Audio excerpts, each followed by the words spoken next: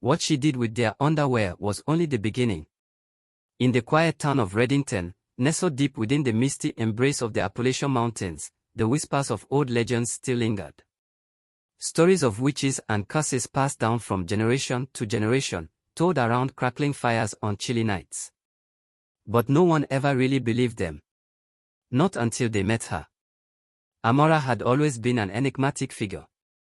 She moved into the dilapidated cottage on Hollow Hill almost a year ago, dragging with her an air of foreboding that seemed to seep into the very soil.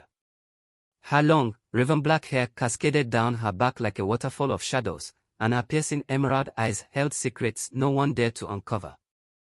Her presence was magnetic yet unnerving, drawing people in and pushing them away all at once.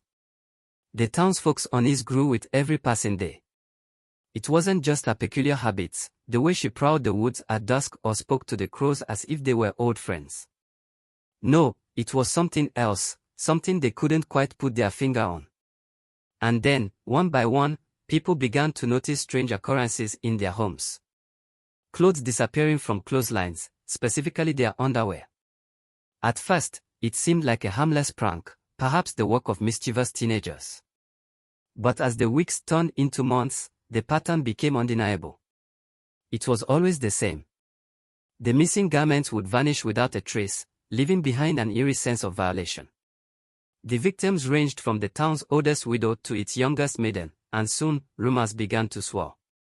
I turned to the cottage on Hollow Hill, to Amora, the outsider who never quite fit in. Maggie Thompson was the first to notice something amiss. A widow in her late 60s, Maggie lived alone in a modest house on the edge of town. Her life was simple, her days spent tending her garden and baking pies for the church. But one crisp autumn morning, as she stepped outside to collect her laundry, she froze. Her favorite lace-trimmed undergarments were gone, snatched from the line as if by some unseen hand. "Damn kids," she muttered, shaking her head. Yet, deep down, she felt a chill that had nothing to do with the brisk air. Something about the incident didn't sit right. Over the next few days, Maggie couldn't shake the feeling of being watched.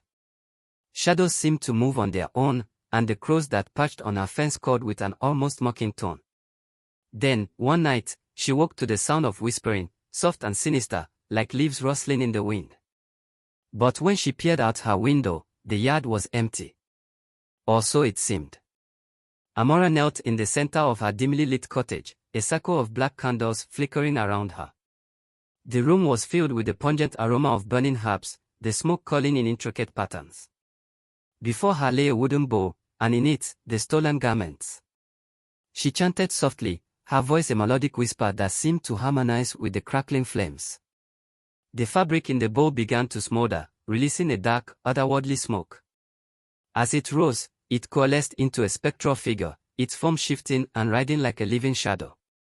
"By the threads that bind, by the essence entwined," Amora intoned, her emerald eyes glowing with an unearthly light. "Reveal to me the secrets they hide, and grant me the power they cannot defy." The figure let out a low, guttural growl, its formless mouth opening as if to speak. Amora leaned closer, a wicked smile playing on her lips. The ritual was complete, but the true horror was only beginning. As the weeks passed, the disappearances continued, and the unease in Reddington turned to outright panic. The stolen garments were no longer just a nuisance, they were a harbinger of something far darker. Those who fell victim began to experience inexplicable phenomena. Nightmares plagued their sleep, vivid and horrifying visions that left them drenched in sweat. Objects in their homes moved on their own, and strange markings appeared on their walls, as if etched by invisible claws. The town's pastor, Father Andrew, tried to quell the growing hysteria. "These are the trials of faith," he preached. "We must stand united against fear." But even he couldn't deny the ominous aura that seemed to envelop Reddington. One night, Father Andrew's resolve was tested. As he prepared for bed, he noticed his own undergarments missing from the drawer. A cold dread settled over him, and he felt truly powerless for the first time in his life. Unbeknownst to the townsfolk, Amora's actions were part of an ancient and malevolent tradition. The garments she collected were more than mere fabric, they carried the essence of their owners, a fragment of their soul. Through her rituals, she harnessed this essence to fuel her dark magic, weaving curses that bound her victims to her will. But Amara wasn't walking alone. Deep in the forest, beneath the gnarled roots of an ancient tree, lay an altar to an old god, a being of shadow and despair. It was to this entity that Amara offered her stolen treasures, gaining in return the power to manipulate the very fabric of reality. The townsfolk's growing fear only strengthened her magic. Fear was the key, a potent energy that fed the darkness within her. And as the town descended into chaos, Amara's influence spread like a plague. A small group of townsfolk, desperate for answers, banded together to confront the evil that had taken root in their community. Led by Maggie Thompson, whose quiet strength belied her years, they sought out the help of an old woman known as Granny Elsie. A recluse who lived on the outskirts of town, Granny Elsie was rumored to possess knowledge of the arcane. "She's a witch," some whispered. "But a good one." Granny Elsie listened intently as they recounted their experiences. When they finished, she nodded gravely. "Amara is no ordinary woman," she said. "She's a conduit for a darkness older than this town. If we're to stop her, we must act quickly." Under Elsie's guidance, the group prepared for a confrontation. They gathered herbs, crafted protective charms, and armed themselves with iron and salt, weapons set to repel evil. But as they ventured into the woods toward Hollow Hill, they couldn't shake the feeling that they were being watched. The air grew colder as they approached the cottage, the wind carrying with it a faint, haunting melody. The candles inside flickered ominously, casting long, distorted shadows. Amara was waiting for them, her emerald eyes blazing with fury and triumph. "You dare challenge me," she hissed, her voice echoing unnaturally. The ground beneath them trembled as dark tendrils emerged, writhing and snapping like living creatures.